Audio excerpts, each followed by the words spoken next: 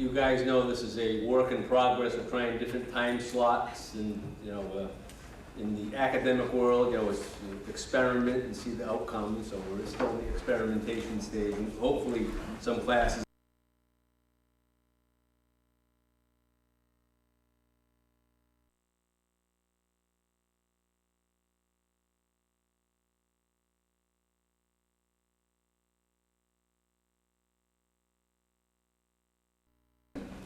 As you guys know, this is a work in progress. We're trying different time slots, and in the academic world, it's experiment and see the outcome. So we're still in the experimentation stage, and hopefully some classes get out and some additional students join us. But I planned ahead. I'm not as dumb as I look. That I invited panelists that are all very good friends of mine. So I knew if things didn't go as planned, they would be mad at me, and I'm taking them out to the dinner after if they want to go. But one of the things that and I'm going to be brief in my introductions, most of you or all of you have heard my remarks before on this, but trying to expose students to public interest opportunities. And with my background in the legislature for 18 years, I really see a great growth area for employment opportunities for our students from this school. So we hope that we can get you exposed to them. I see Professor Clough here, that we're going to be working. He's teaching a course on statutory interpretation. We'll hopefully, or not hopefully, we are going to create a legislative research and drafting program. So this is part of the incremental exposure we're trying to give to students. Now, the good news is that we don't have much of a crowd, but we're being videotaped and pictures, so the videotape you can have students look at. The panelists, as I said, are good friends of mine. I'm going to give them the opportunity to introduce themselves, but I just want to give you kind of a brief thumbnail on a couple of them, or all of them. And Joe Driscoll's on his way here, and I'll introduce him when he gets here. But Marianne Clancy, Senior Vice President for the Mass Credit Union League. She's worked in the Division of Banks. She's worked at the Secretary of State's office. She's worked in the State Senate. Incredible exposure on the state and national level on banking and regulatory aspects, drafting legislation, figuring out and strategizing how to get it through. I worked very closely with her over many, many years on bills in the legislature for credit unions and others. Next panelist, Ed Phelan. Simply, he was my lawyer for 4 years at the State House.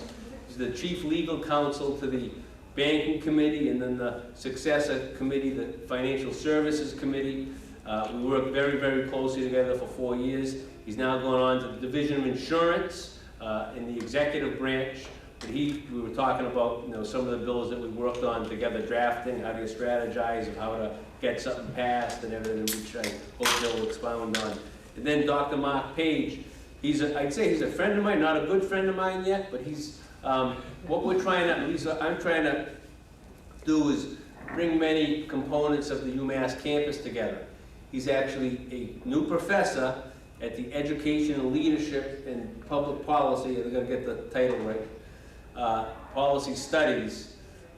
Worked at the State House as a staff director for the Natural Resources Committee, worked on legislation. He became a lawyer after he left the legislature, which is a different angle on it as well, which I know he's going to expand on. So with that, I'm going to give them all 5 to 7 minutes each to kind of tell their life story like I talked about, and then when Joe Driscoll comes, I'll introduce him as well. So why don't we start, ladies before gentlemen. Thank you, Mr. Chairman, and thank you all. Thank you for having me. This is something I take great pride in. I've been having many flashbacks from entering the parking lot and seeing everyone carrying a stack of books and talking about a class and how unfair the professors were, and to coming in here and then clearly having flashbacks from the legislative service side, all of which it was a time frame for me that I truly treasure. There's no greater career, I think, than public service. And literally, I was practically kicked out of my old office to take the job I have now, which to me was more the big step into the private sector. I grew up in state government. It started from really when I was in college, and I just started volunteering for free, for nothing, in the Secretary of State's office. I sent out the gazillion letters saying, you know, I'd love to come and work and do something, because I thought I wanted to learn a little more about state government, starting with a constitutional officer. And then lo and behold, you put your time in, and then all of a sudden somebody puts you on the 03 payroll, the consultant payroll, and then next thing you know, you have a little part-time job, coming from school part-time, and then the next thing you know, one thing led to another. And I was able to fortunately switch gears, wanted to learn a little bit about the Senate, the Massachusetts Senate. And at the time, I worked for Senate President Bolger, who was kind enough, again, started off from a work-study concept in law school, and then moved over to stay on the payroll for a little longer. Then, as luck would have it, I was able to finish up law school, and there was an opening at the Commissioner of Banks. I applied and was very grateful to be able to get in. Through all of that, it was really not only my classmates that I think were the people that carried me forward to today, not so much on the college level, but clearly on the law school level, as well as the mentors that I met along the way, starting with people like Chairman Quinn. When I went to work at the Division of Banks, I worked for the General Counsel, who used to be part of the research staff for the Banking Committee, where both Chairman Quinn and Ed had worked. So, in addition to doing compliance and transactions and mergers and all the things that come across the Commissioner of Banks' desk, there was also a legislative component. And so I was able to sort of study under him, you know, the basics of, you know, what was the need, what would be the public policy behind it, what did other states do with this particular issue, and prep for, you know, the presentation to be able to have a bill introduced and drafted and move forward. So that was part of that, and then all of a sudden my current job came open, and I was like, oh, that's nice, but I had no intention of leaving state government.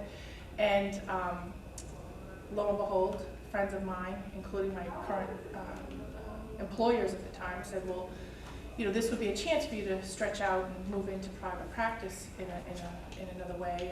And I was a little surprised, because I thought they were trying to get rid of me, but it turned out to be a great investment, and I was able to combine all the different experiences that I had into the role that I have now. Part of it is legislative drafting and introducing legislation. We also serve credit unions in New Hampshire and Rhode Island. I'm part of the staff for that trade association. So there's state law issues, not practicing without a license, but, you know, understanding from a compliance perspective, not only the federal side, but what's happening in the individual states, and working with retained lobbyists in those states as needed, but also just understanding the general operations of financial institutions. And then the company itself has a subsidiary insurance agency and corporate governance issues as well. So it kind of combines a lot of different aspects of what I've worked with before and bring it all into one. So that brought me to sort of where we are today. And I don't know if you want anything more. I could talk for forever. You got your 5 to 7 minutes. So I'm done. I used it up.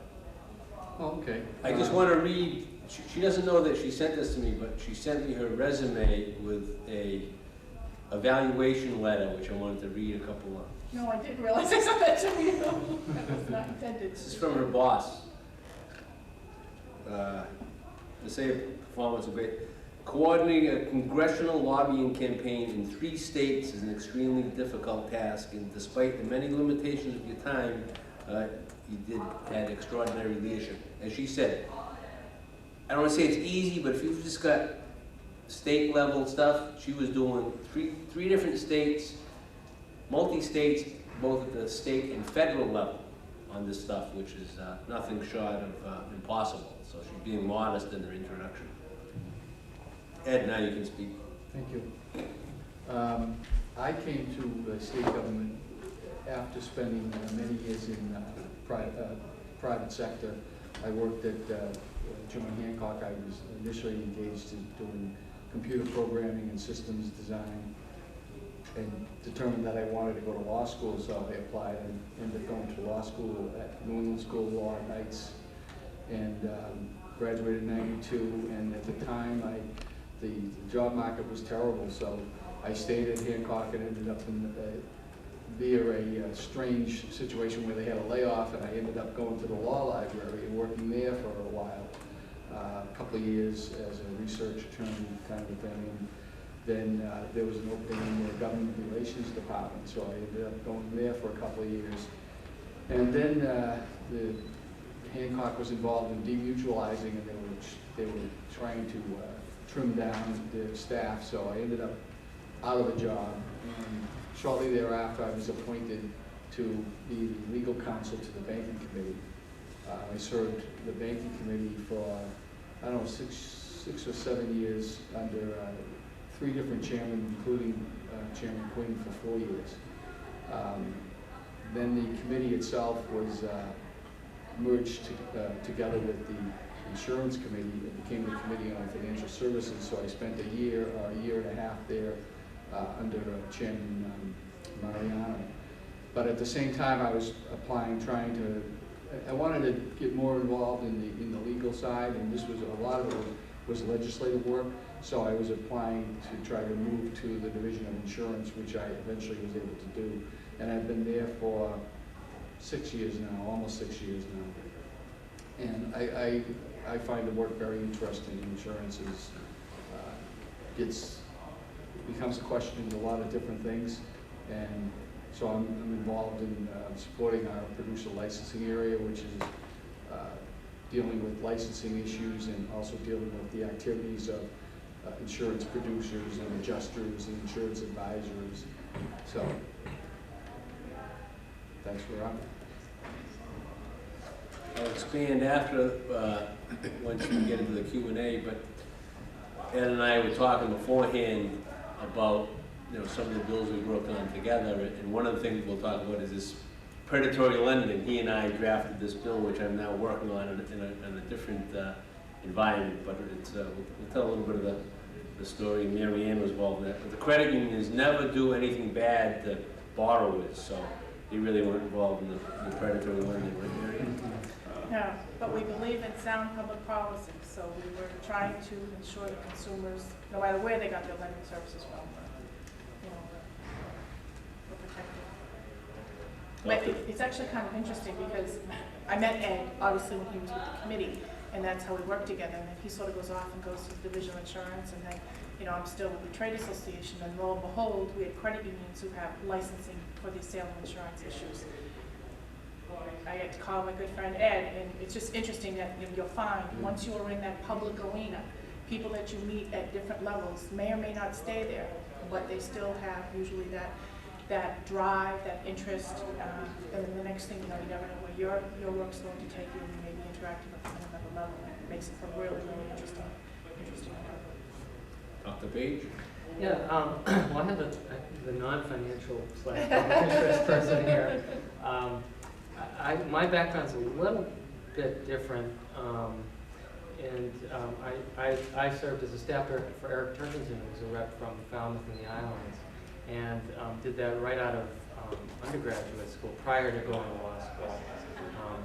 And sort of, I think the consistent theme I'm already hearing is that these folks like myself who pick public interest sort of stay in it in some capacity, whether it's practicing law or in some other capacity. And that's the case with me, although it's a little bit varied. So after I worked for Eric and we were staff director, and I'll talk a little bit about the land bank, which was now the Community Preservation Act, which is what we worked on. And I think of it, I'll talk a little bit more about it later, I guess, during Q&A, but in any event, so I worked for Eric for a year, or a little over a year. I was his intern when I was in college, and then hired him to work on the land bank, and then ultimately helped run a congressional campaign, which I guess is public interest. We lost by 100 votes to Bill Delahunt, who did great things, so it worked out, but in the primary.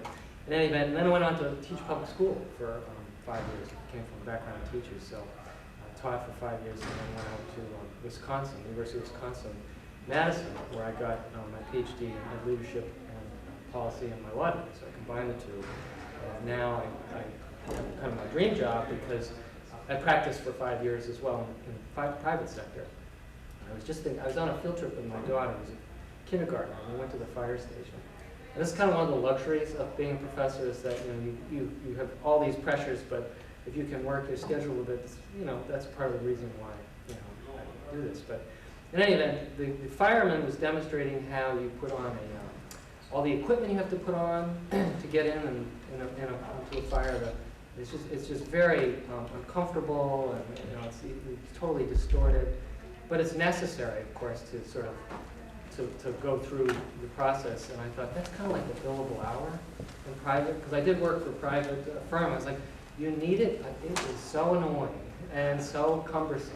So for those of you, those of you who are sort of thinking about private practice and public, I don't know whether that sort of lure is still there, but it's so much nicer to be in public sector work and working in public interest and things that you believe in. So in any event, I study school finance, collective bargaining, special ed, those are areas that I practice under school law over here. So I don't have the fire equipment on, but I still get to breathe and live. So that's kind of my story. Perfect time, fine. There you go, you just made it. It's Attorney Joe Driscoll. He's got, I think, one of the most, Joe, how old are you? 41. One of the most extensive backgrounds for a 41-year-old. And I know it by heart, not because I memorized it, but I've kind of lived it with him a little bit. Joe was a legislative aide when I was an elected official. Went to law school, I was doing that. Left, and I think in the right order, assistant DA, assistant AG. The seat that he was the aide to opened up, so he came back into the building as an elected official, as a state legislator. Then now he left, ran for office. Now he left, and now he is government relations for our lobbyists, O'Neill and Associates. So he's 41, he's been an AG, DA, legislative aide, state rep, and now government relations. Joe, tell your life story. Thank you, John. Yeah. First of all, I'm sorry to be a little bit late. Traffic was a little bit worse than I expected. But John summed it up pretty well. While I was at Boston College as an undergrad, I had an opportunity to intern for Congressman Joe Kennedy. And I would head over to the Schraff Center in Charlestown. And I expected when I started that internship I'd be thinking about policy with head bowed and big policy issues. And I quickly learned that the way a political office runs is based on constituent casework. And that means taking care of people who live in your district when they have problems with the government.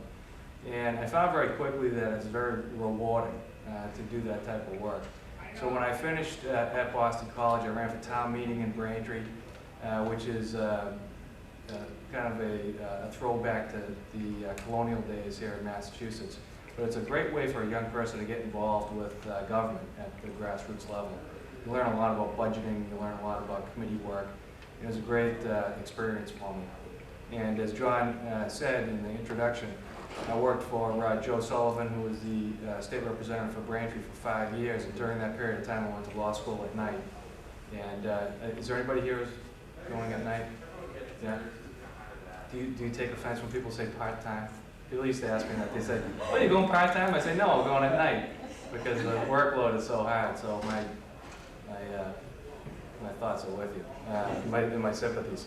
So I went at night, and when I finished, I was the staff director on the Transportation Committee when we're considering the funding mechanism for the big dig. And at the time, the federal government required that the state come up with a dedicated revenue source for 20% of the project, which then was around $8 billion. So we had to come up with a funding mechanism for that, and I worked as the staff director, which is part attorney or counsel for the committee, and also you're working with all the different political components with the administration. And that was very interesting work. What we came up with was using a lot of the tolls within the Metropolitan Highway System bill and a lot of unique debt structures such as GANs and bands and some revenue streams. So that was very interesting legislation to be a part of. And I stayed on a year after I passed the bar to finish that work. And then I left and I was a prosecutor in Middlesex County and Norfolk County. While in Norfolk, I was on the sexual assault and child abuse unit, which is some of the probably the saddest cases you can handle as a prosecutor. And I went to Superior Court, tried cases there as well, and then left to go to the Attorney General's office to the Medicaid Fraud Division. Medicaid, because it's a federally funded program funds half of the Attorney General's office and the search for any fraud that might occur. We had criminal and civil jurisdiction, and it was some interesting work, a lot more white collar in nature. Then I left there, I ran for selectman in my town, and I left the selectman's position to run for state representative. And as I was thinking about what I might say to you coming down here tonight, is that all of these jobs, while somewhat different in the end objective of the position, are similar in this, in that it's a government position. I was able to use my law degree to help other people. And that's the part of the work that makes it very meaningful. Whether it was a constituent who had a problem with government, they were in a position where they didn't want to be there, were looking to me for help.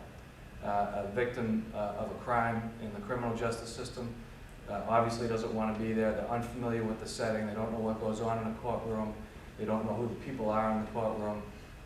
And when it gets time for trial, they're off balance, and they look to the prosecutor to help them feel comfortable and feel like justice is being done on their behalf. And now, in the job that I have now in government relations, we're trying to help businesses who get caught in the bureaucracy and have trouble with red tape. And it's amazing how helpful we can be to businesses who are looking to stay here or grow here, to make sure that they get in front of the right people in government so they can explain what they're trying to do and the barriers they're being confronted with as they try to do that. So as you consider what careers might be interesting to you as you're making your way through the law school process, I recommend any type of government law, because it has with it not just the professional discipline that is exciting, but also the other gear, which is to try to help other people, which gives it that meaningful aspect. Excellent. A couple of or one question I wanted to ask the panel that I talked to. Maybe you can tell, one interesting bill or that you were involved in the drafting or the strategizing to get it passed. It's really a fascinating thing. The drafting is one fraction of it, and then you're going to change the language in midstream and everything else. And maybe we'll start with Dr. Page in the land bank, and then and see what else we can get. Yeah, I've got to. I got to say, as I was thinking about this, the land bank. Everybody know the Land Cape Community Preservation Act? Does that ring a bell? Which was the origins really of the Cape Cod Land Bank. So I just got lucky, and Eric Turkington was kind of shepherding us through when I came in. But the land bank, the purpose was to basically start from a working group in Barnstable that meeting and saying is that in the early 90s that the Cape was just exploding with growth. And in 1986 there were 580 single-family building permits pulled in the town of Falmouth. Just to give you a hint, and that's a lot for a small town. That's just indicative of what's going on. So folks got together and thought, well, what are we going to do about this? And land preservation sort of became, open space preservation kind of became the objective. And so what we ended up doing and I think the model that I came away with is that sort of the limits of drafting, because we were kind of, the process was we were going to go to the public with a non-binding referendum. It had to go through the legislature first and sort of then go back and say, we have the support of the public. But we were sort of using drafting terms and avoiding the word tax in many ways, surcharge and so on, and things like that. We're sort of crafty, thinking, well, these are things, they have value because they can publicly make a hook. They're an argument for us to say, well, this isn't a tax, and we can sort of a three-legged stool, I guess. But in any event, that was sort of the drafting. But what we found out were the limits of that, because there's sort of three phases to the land bank. We won the non-binding public referendum, and then so it went to the public again in a binding form, and we got crushed. And we were just stunned.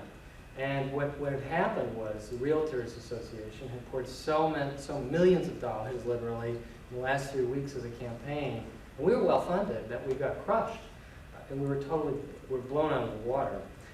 And so even with all the sort of drafting that we kind of, and care we had taken to sort of be able to publicly present this as a non-tax thing, and a benefit, and open space, and green, and all that sort of thing, the politics of it just sort of caught us off guard. We didn't quite assess, I think, the power of really what was a national organization, which was sweeping away a lot of similar efforts around.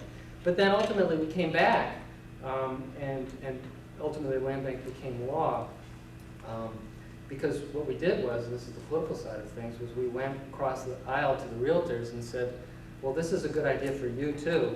Let's change the funding mechanism, which is, I won't get into it, but we changed it so it was more agreeable to the realtors, because the realtors were concerned with our initial funding mechanism, which was a deeds increase on the deeds tax, which they were afraid was going to come out of their pocket at the table. So we changed it to a surcharge on the property tax bill. And that was more palatable to the realtors. And we also hired their campaign manager to run our campaign the second time around. So it was sort of the politics of it, and it ultimately became laws at Cape Cod Land Bank, and I think we have $150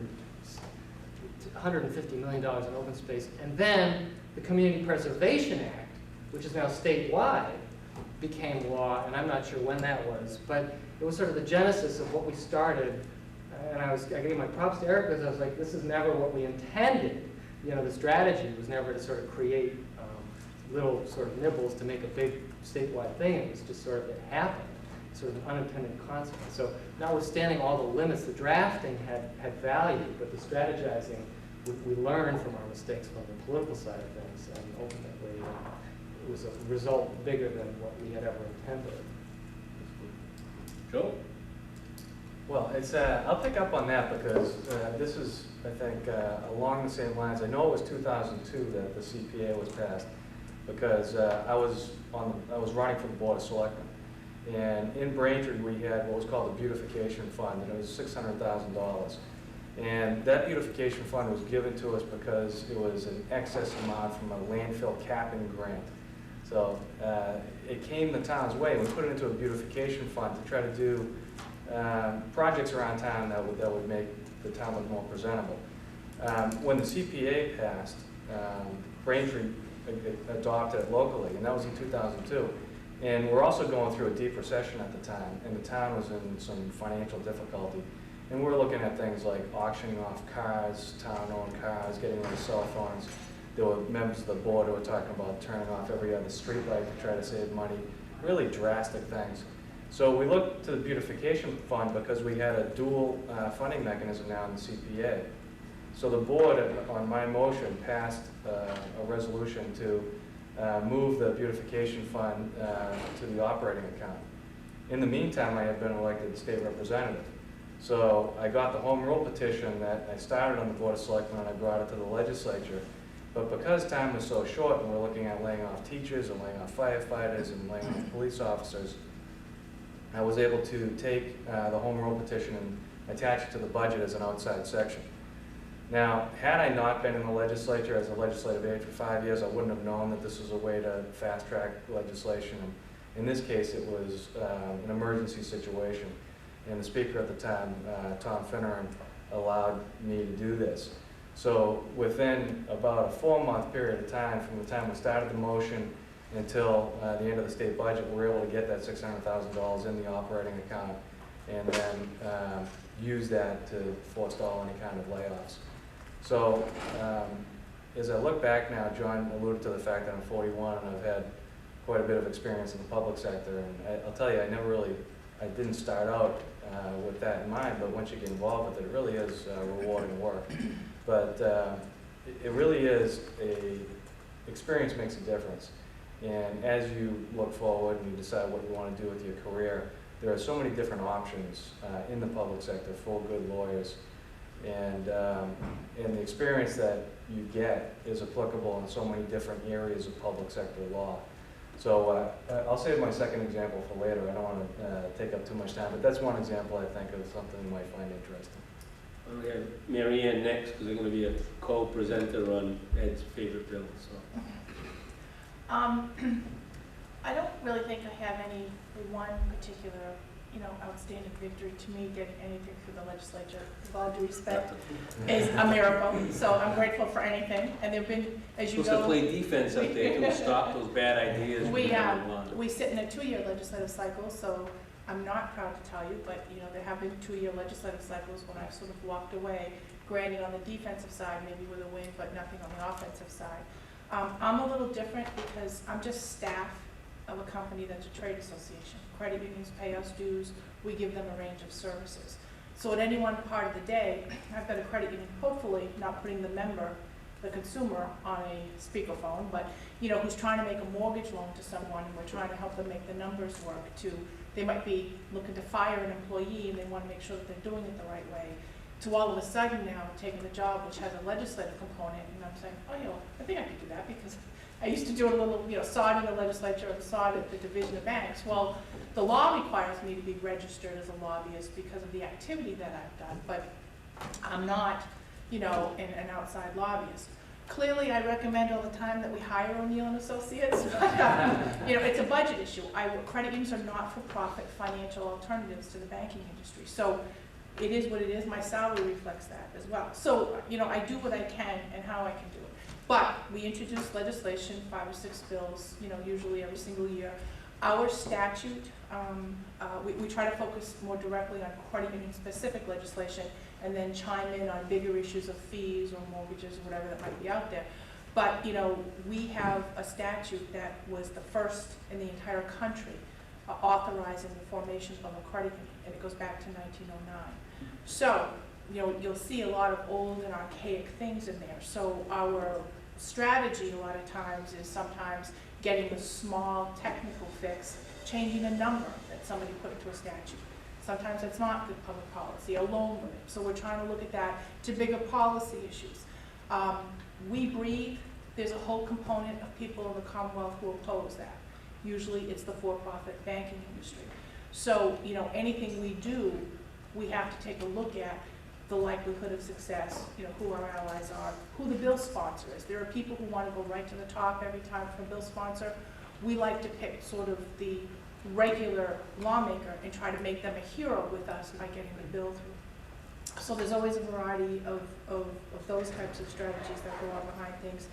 A tip of the day, when you have a lawmaker who's on the committee in which you're before, it's not usually a good thing to oppose their bill. I did that to Representative Driscoll. You did, you walked up. Different ends of the game. By far, regardless of the fact he's sitting in here, he's always one of my favorites on the committee, understood credit unions, took the time to really understand his district and the consumer value that they provided. But we had an issue. It was a business-to-business issue, positioned as what you call interchange. You've probably seen it in the public eye. When you swipe that piece of plastic with your debit card, there's a back side of that fee that goes on. And not to get into the specifics, but he did an extremely eloquent presentation in favor of the bill. And then, of course, the chairman said, well, if anyone want to oppose it, like who would be crazy enough to oppose something that a committee member wanted? And that's like, me next. So You did it well. thank you, but that's always something you want to consider in the mix. I did call his office ahead of time and tell him this might be an issue we have to agree to disagree on, but that is all part of the analysis that we go through because we don't have big outside lobbyists, we don't have big lobby. For us, our strongest arm, quite frankly, is asking the credit union to directly chime in to the lawmaker in their district, and then going one level down, asking the members of that credit union to chime in. We are very mindful from a policy position at our office of when to pull that trigger. We probably won't pull that very frontline grassroots trigger to ask a consumer member to communicate to a lawmaker unless it's all hands on deck. And the issue that would probably bring that up is credit unions, which brings up the opposition, do not pay corporate income tax. They pay sales tax, they pay property tax, they pay every other payroll tax that there is in the Commonwealth.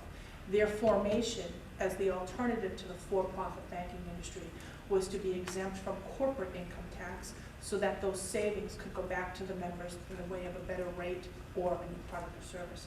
So that brings up the tension because people, the saying of if it looks like a duck, quacks like a duck, people think that, don't know the difference between a credit union bank and 1%. So that's always part of the bigger strategy, but I guess if I had to pick one example is you really don't want to be ticking off members of the committee that you're in front of. Well, I've done a great job of it and survived, so I guess there might be a way to do it. I appreciate the candidness of Representative Driscoll, but that is always something that we've had to face. I've filed legislation. My old boss, Joe Leonard from the Division of Banks, was great at this. When I would call and be stuck on the real technical drafting aspect. Now there's a manual online. They didn't have that. I feel like I'm 100 years old. They didn't have that when I started off, and so you're always like, you know, where does the period, almost like taking the blue book and trying to look up, you know, what you have to do. And I was one of those kooky people who actually tried to look things up. And he would always say that there's always more than one way. And so, you know, every time the legislature passes a law for that calendar year, it gets added into what we call the acts, you know, chapter such and such of the acts of 2011. Well, I would always go back to the statutory site, not the chapter site, to make a change, and people would do it differently. So it just depends. I ran into that, though. The chairman of the committee introduced a bill on behalf of the Division of Banks, unbeknownst to me, and we saw the same problem, so I had to draft something to fix it. So I did it the exact opposite way of the chairman. Another thing, you don't want to be in front of a hearing and have same topic, same issue, and have it completely drafted differently than the chairman of the committee. So I immediately disclosed that the chairman's version was a better version than the cuckoo drafted out. So those are a couple of stupid little things, but. Marianne, I should have told you this before, but Dean Hillinger is a secured transaction expert. So Oh, Article 9, I'll be calling you. Ed? I'm going to go back to the bill you talked about earlier, it was called, colloquially, I guess, the predatory lending bill. And Joe, we were talking about the opportunity to respond to people's concerns when you're in state government. Right. And I think what I remember is people coming into the office early on in 2000, 2001, complaining about these loans that were made to people in some of the minority areas, particularly to people that own some of the bigger houses in, say Roxbury, Dorchester area, and the loans that they were essentially saddled with had these outrageous interest rates, outrageous fees attached to them, and they were coming in and complaining that once these people were signed up and signed on the dotted line, and a lot of people, they just, I mean, I had trouble understanding of some of them. The people that were signing on the dotted line had no clue what they were getting themselves into, and they were being walked into it by real estate brokers and loan brokers that were just out to make money. And we see the effect of that now since '08, what's really come home to roost. But the people that were coming in were homeowners, represented by community groups, et cetera, meeting with the chairman in an effort to address this problem. And what we came up with was the predatory lending bill, and I think part of that bill was trying to come up with what constitutes a predatory loan, and we had to try to come up with calculations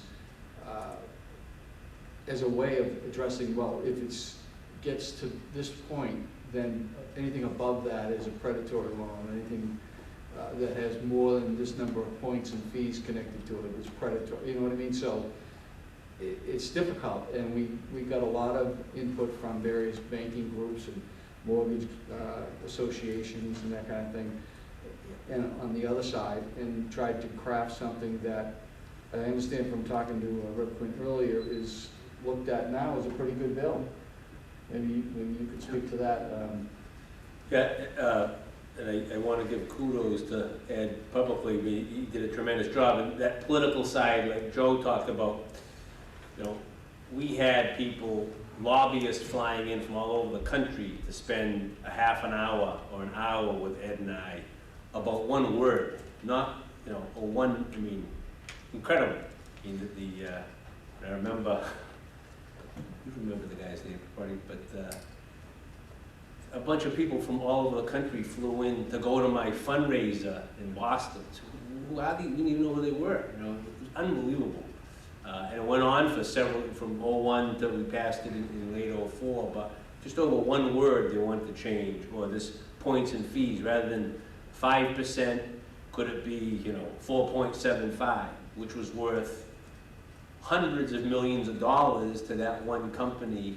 And so they employed the top lobbyists in Massachusetts and the country just to come in, and they'd be meeting with Ed, and it was incredible. Some of the people actually still in jail now. We went to jail since on other cases, but that's another story. But the political side comes into play in the drafting side of you're trying to do the right thing, but you get these pressures and everything from a whole host of areas. And, something that seemed obviously the right thing to do, when you factor in 10 other things, might not be the best way to get it done. And the last part of that story on that bill ended up being nationally recognized, and I was able to speak up and down the East Coast talking about how we got that bill through. But the last night of the session, we're trying to get the bill passed, the folder disappeared, but the bill was in, okay? This is the whole thing, just left. What the? So we had to get passed by midnight. Got passed, I think, at 11:45 after I said a few, found it, and it passed 11:45 on the last night of the session. But you got a classic, might be the right thing to do and everything else, but there's an awful lot of other forces that are in play whether a bill's gonna pass or not. That happened to me, and it didn't surface in time, and You didn't swear a enough. lot, I know. There's a lot of politics behind it. A lot of people's relatives, you know, kind of had an interest in it, but it didn't. I didn't get the file out. And you should know too that, as we all know, people work better with deadlines. You have finals coming up now, and you're probably thinking about, I'll go down and listen to this panel instead of doing my evidence study, right? But same thing happens in the legislature, and if we don't have a deadline, a lot of the work doesn't get done.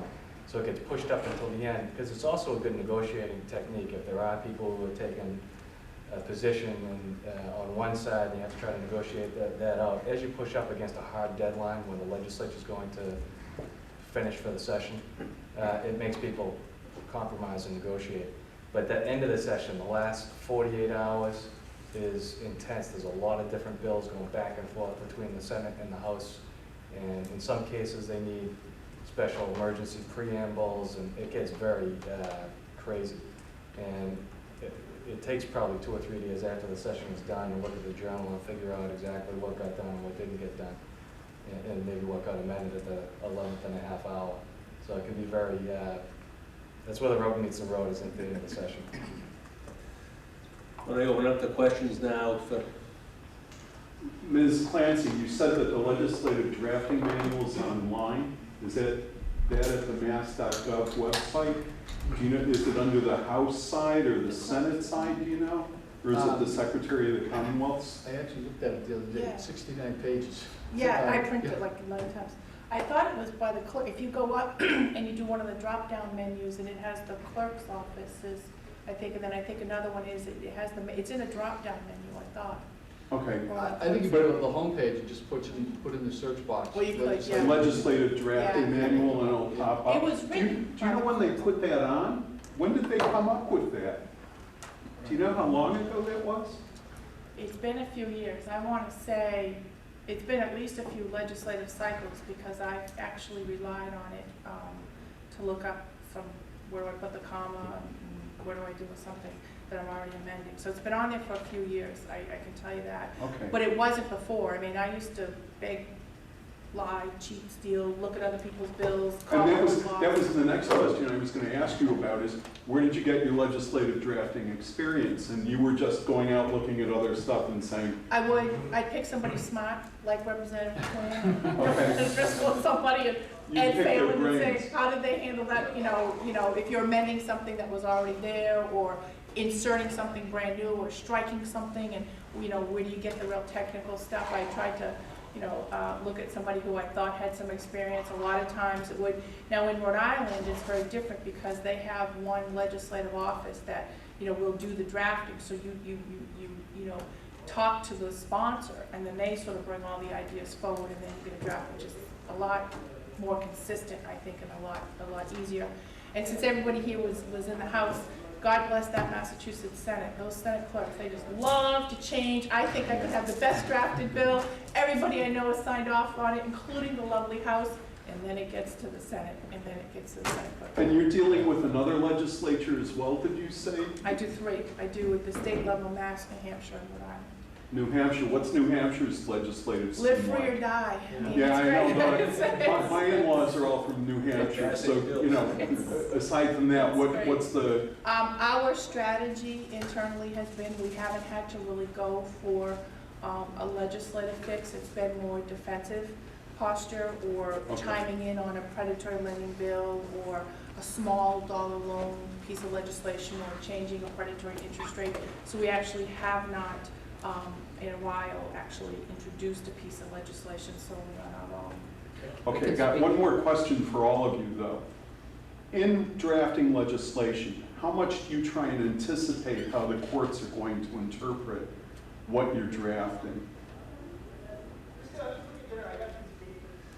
Have you ever thought about that? I mean, it's the topic of the course that I teach is statutory interpretation. So I wonder, to what degree have you ever thought about, what are the courts going to do when they get a hold of this piece of legislation? Or will they see that piece of legislation at any point?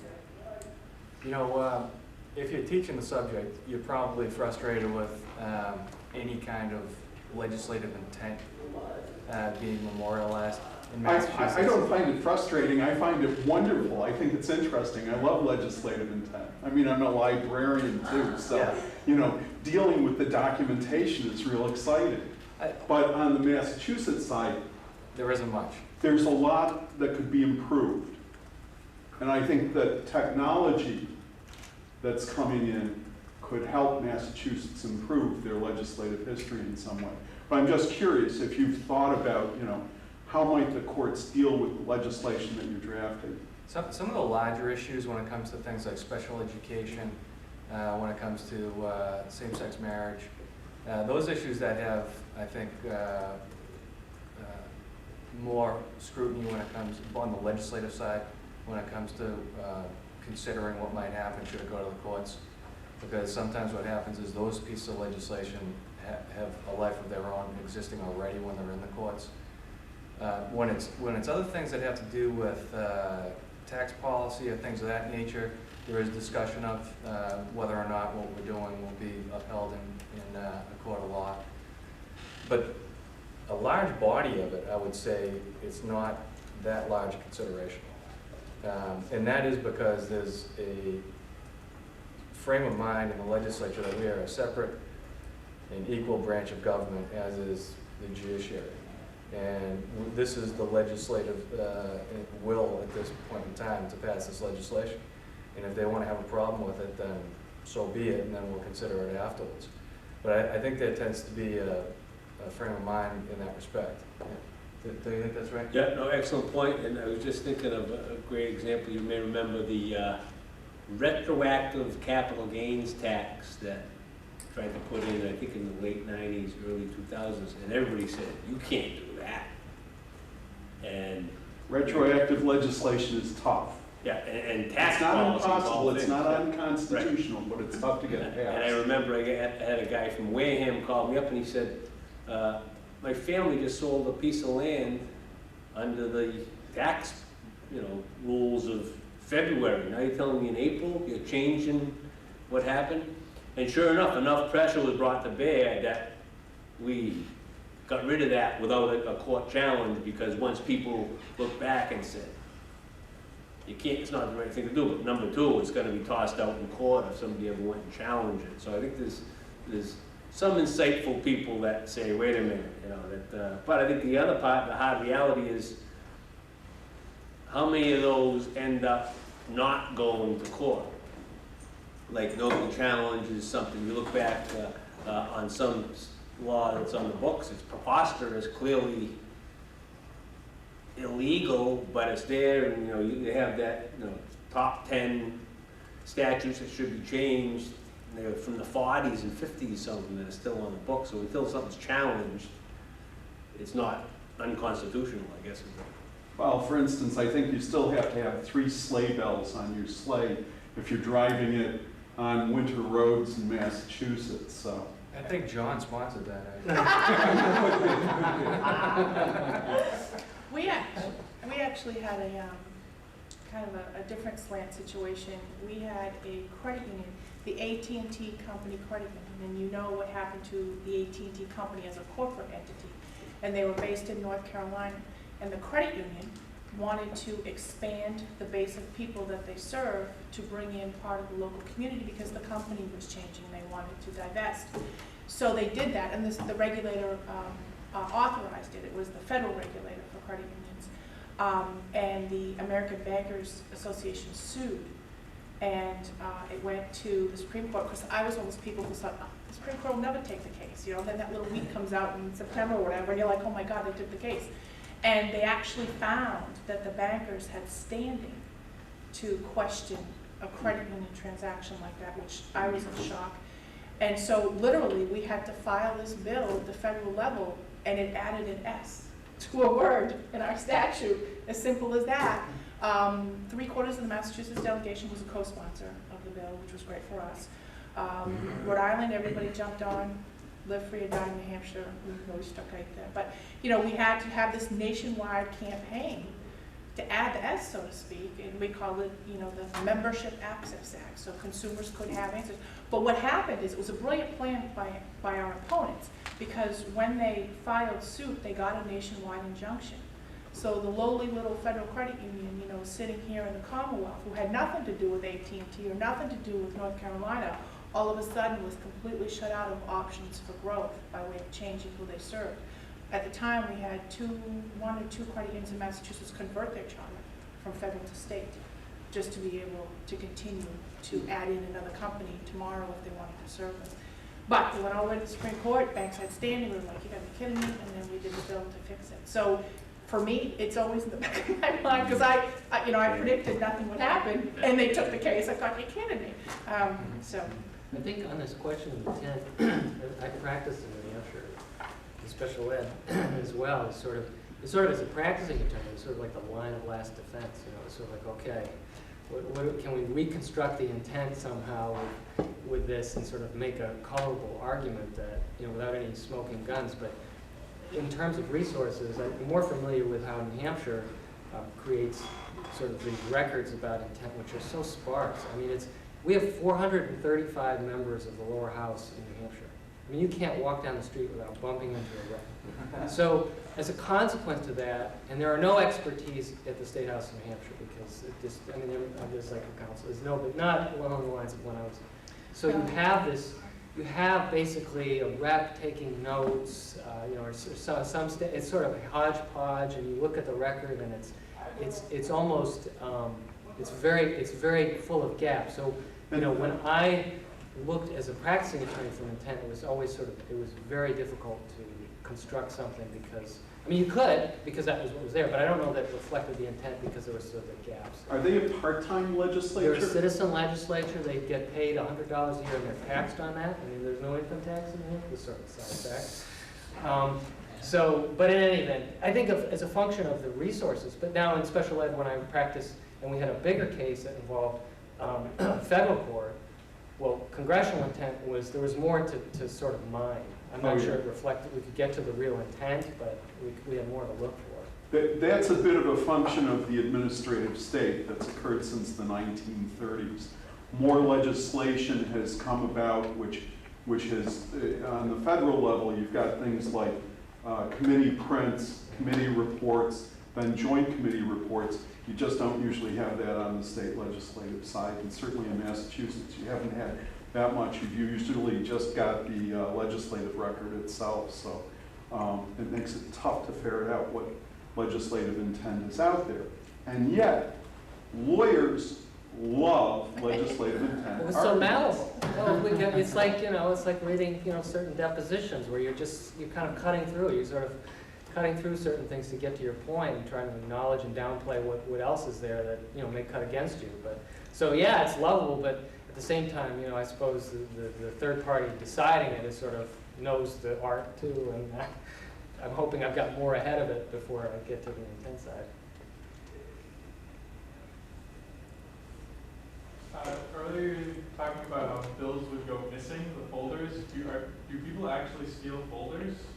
Or did I misunderstand? No, I'm not saying anybody stole it. No. This is that there's a chain of staff, legislators, that stuff moves around, and somebody that didn't want the thing to pass, maybe put it aside, you know, not stolen, but more, you know, trying. You had midnight sitting there, and if I can get to midnight without this folder surfacing, I win. So it's not that nobody stole it, but more, you know, put it aside, or who knows, you know, and it's not, I don't wanna say it's common, but it's, you know, the higher the stakes, the more likely people will do something. You have to understand, we are still very manual when it comes to the Massachusetts legislature, despite new websites and everything. Especially when you're facing the midnight session, there are physically people who have to take paper from one little docket box over to the Senate when it gets reported over there.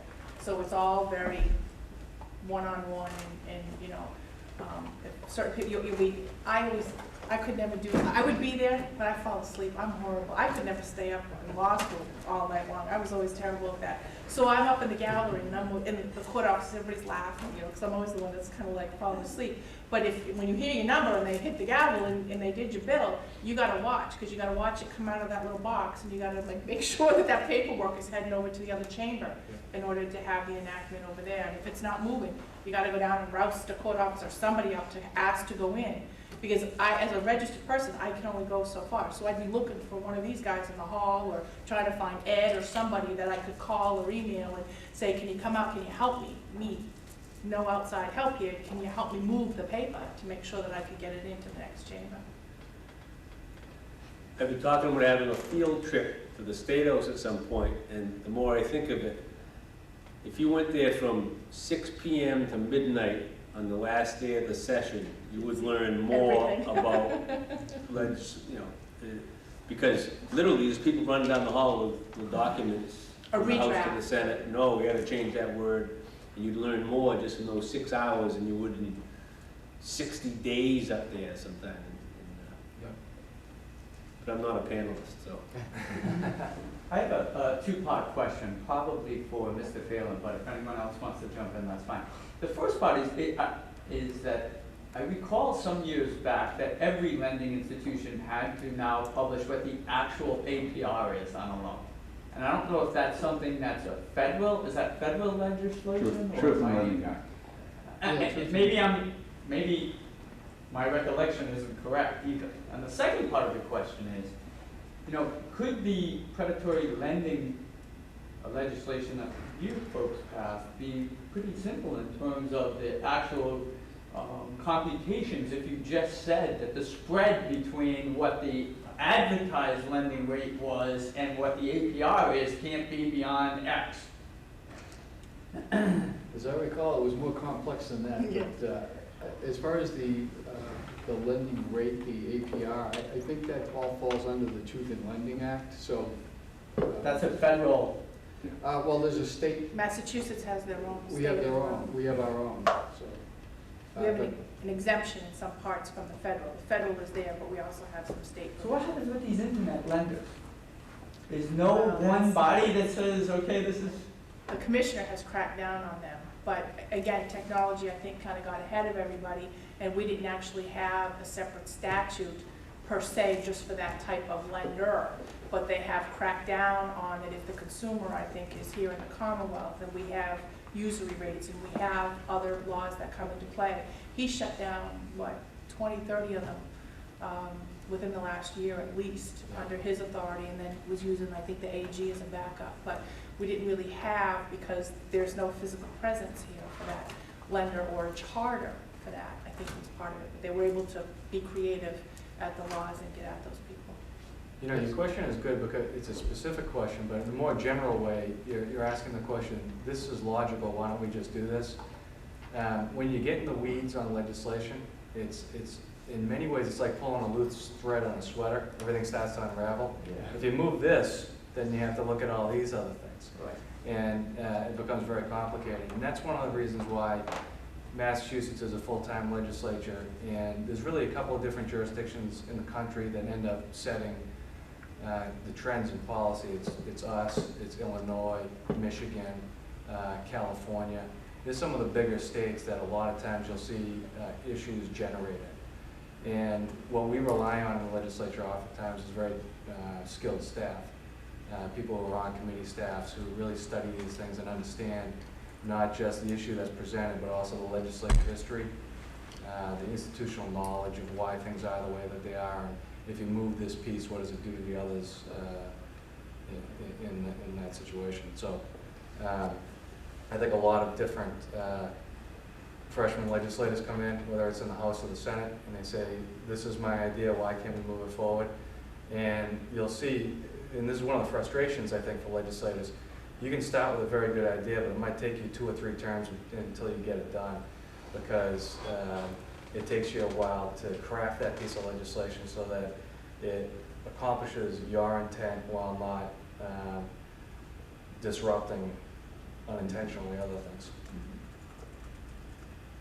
Plus, you know, you mentioned that you thought it was, that we could say it simply like this, and that's a good idea. What the problem is that you also draw other constituencies who have different ideas, who, it may sound simple to you, well, if it's above this percentage rate, it's a predatory loan. Well, it's not that simple.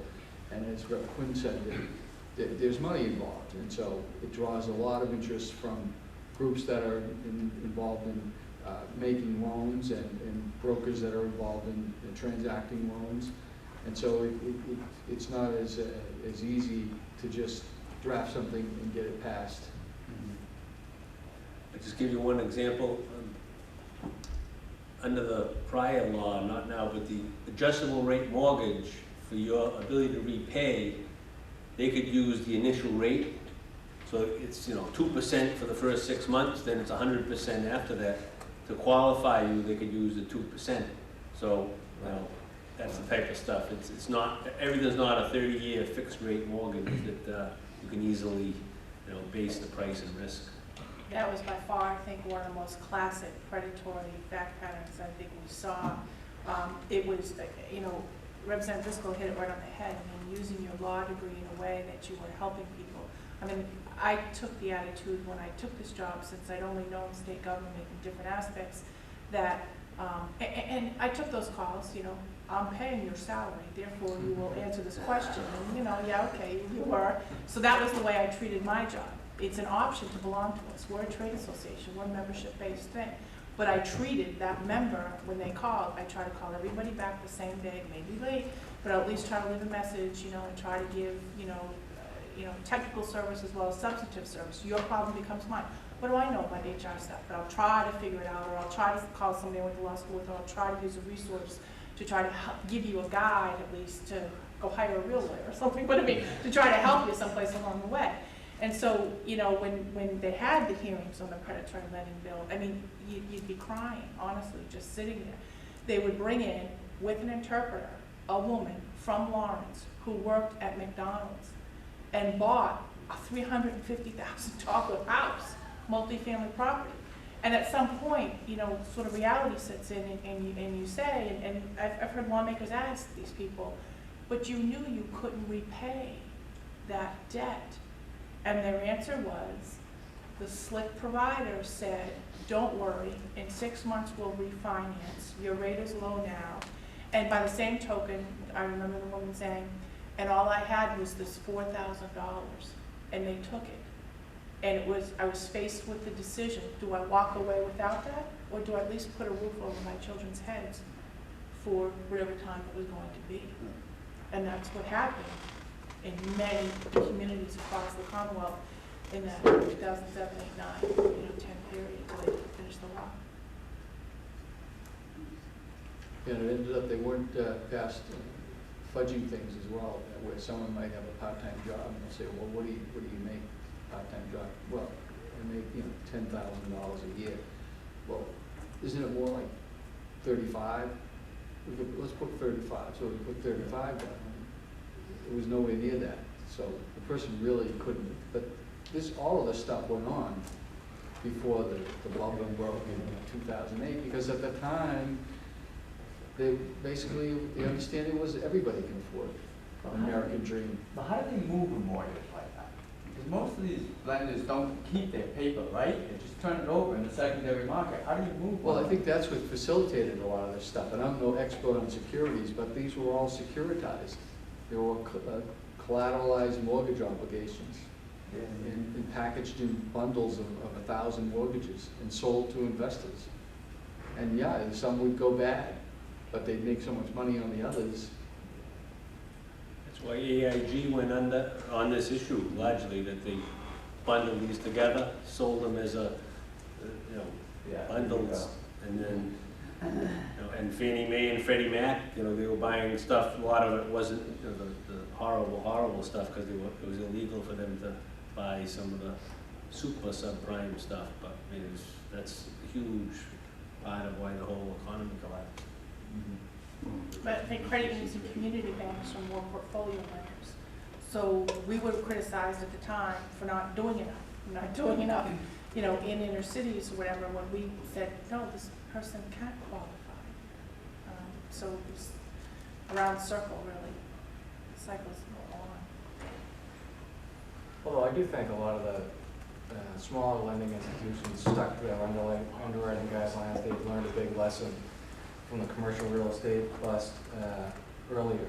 And a lot of those institutions didn't see a lot of problems with foreclosures. It tended to be the mortgage brokers or the larger institutions that got themselves in trouble with those. Yeah, I have a question. It's just a general question.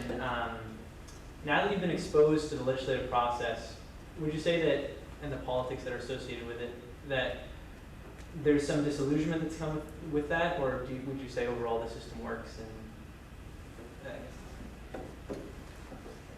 No, I think it's a very good system, and I really enjoyed working there. The legislators who are in the building really care about their districts. Where I sat in the second division, we have 4 different divisions, and I was in the second division. Right in front of me was the rep from Northampton. Next to me was a state rep from Roxbury. Behind me was a rep from Provincetown. To my right was a rep from Springfield. I was from Braintree. We all had different things that we cared about. The things that were specific to my district were very different from Provincetown or Springfield or Roxbury or Northampton. But we all had the desire to make sure the Commonwealth ran well. So on the bigger issues, we would try to compromise. But at the same time, you were still talking about what was important to your district. Even on a major piece of legislation, you would say, that's fine, I know that you care about these aspects of it, but this will hurt my district. And that's where a lot of the legislative sausage making comes into play. We kind of got into that a little bit here. Maybe that's the root of your question.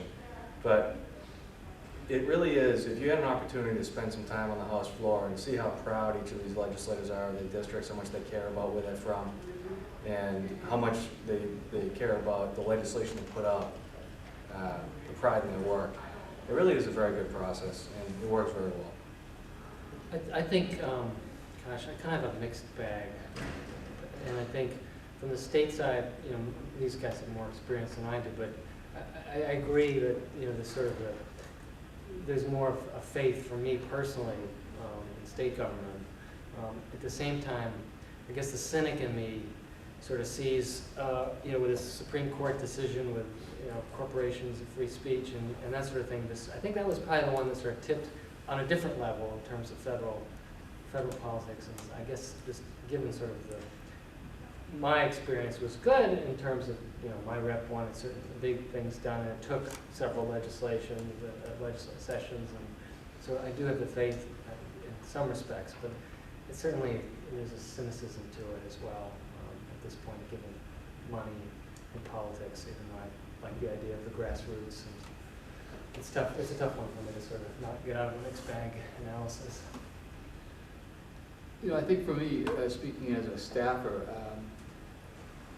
you know, once the political process is ongoing and, you know, the rep is meeting with the different constituencies and we've, you know, decided to take a certain action or a certain direction in terms of the legislation, my job is just to sort of try to translate that into words and try to be as accurate as possible and try to remove any ambiguities and try to get it down on paper, what the policy intent was from the rep and from the committee.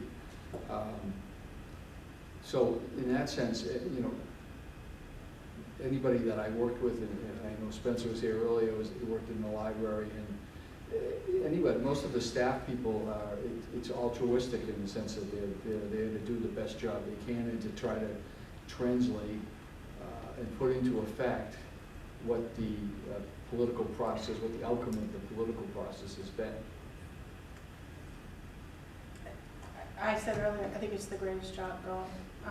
I may be very naive, but when I worked there, there was such a great network of people that either are still there today or in other positions that have still tried to do the right thing at the end of the day.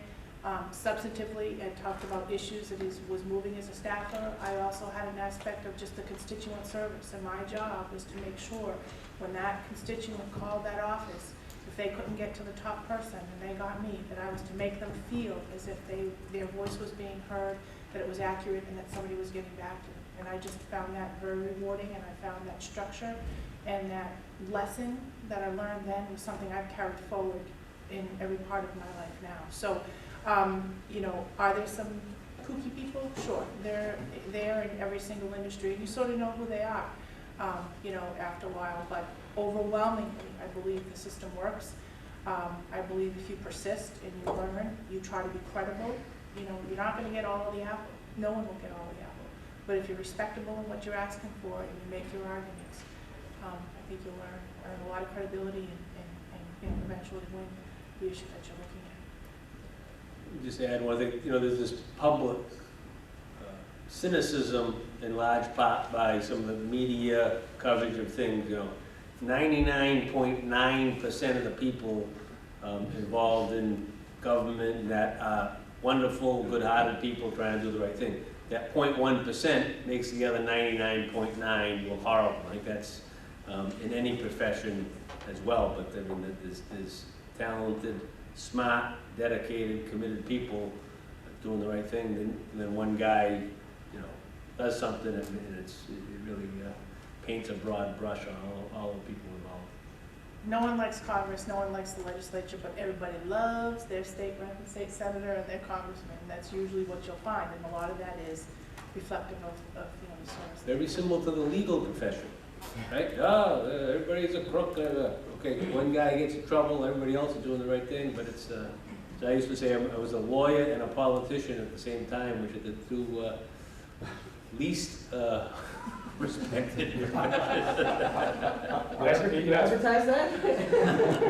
There's a guy. That's like the opening remark. There's a guy in Weymouth, who's a friend of ours, Jamie Murphy, he's a state rep.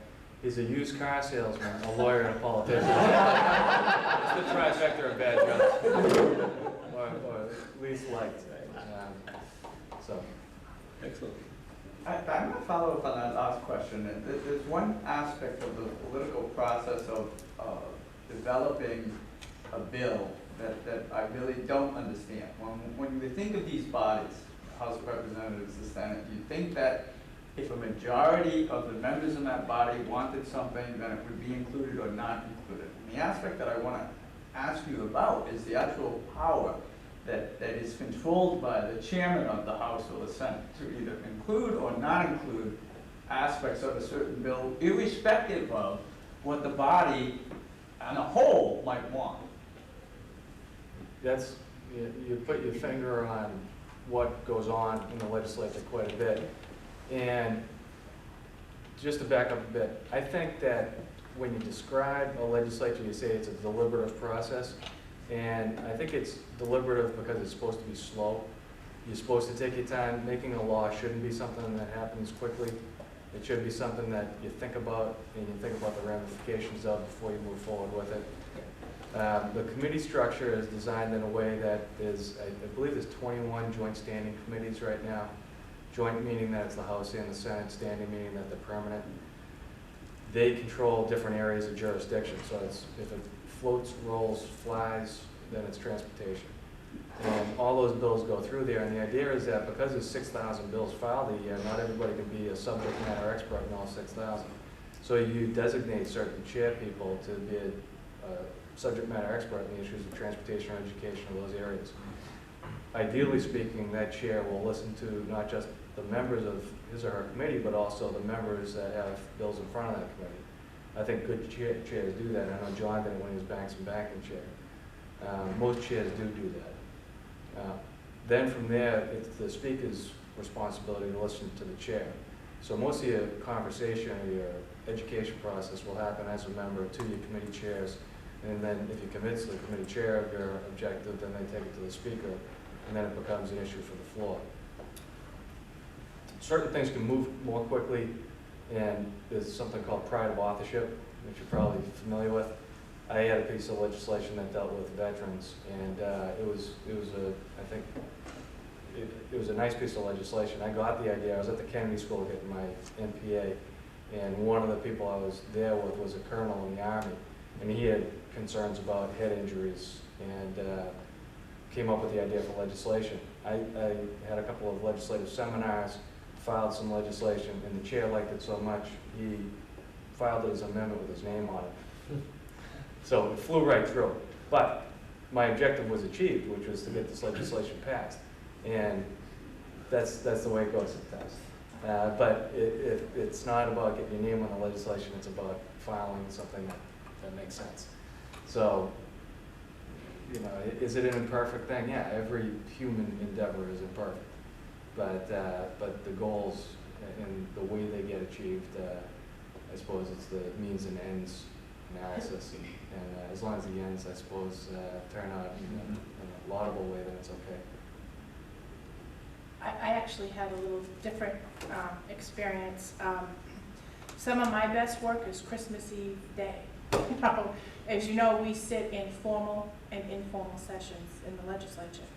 And I was always, at different times, have been asked to, we will get to your issues, Mary Ann, but we have to have a debate on whatever it is now.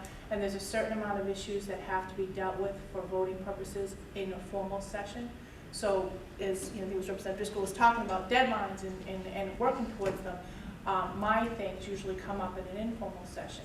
Well, what that means is one person can object and take me out of the box, despite the fact that a majority thinks it's a good thing, despite the fact that the chairman of the committee has cleared it and the leadership has cleared it. I just have to have one person raise their hand. And that happened to me, and the sole reason was the lawmaker told me right on the floor, I've got no beef with you, I love credit unions, but your bill is moving and mine isn't. And that's the sole reason why. So there was a hold placed on my bill. Get back down in the trenches, you know, find enough people to get that hold removed. But it wasn't a more substantive reason than that, and the majority still would have, ultimately it went through, I think, but it was just a little blip in the screen solely because my issue was starting to move. Well, you could do the crazy thing like I did and shut the session down for a week or so. So my bill wasn't moving. I said, okay, not enough people, informal. You're not gonna do business for a week, but you gotta show up there every day and stand there and with everybody else mad at you saying, my bill, yep.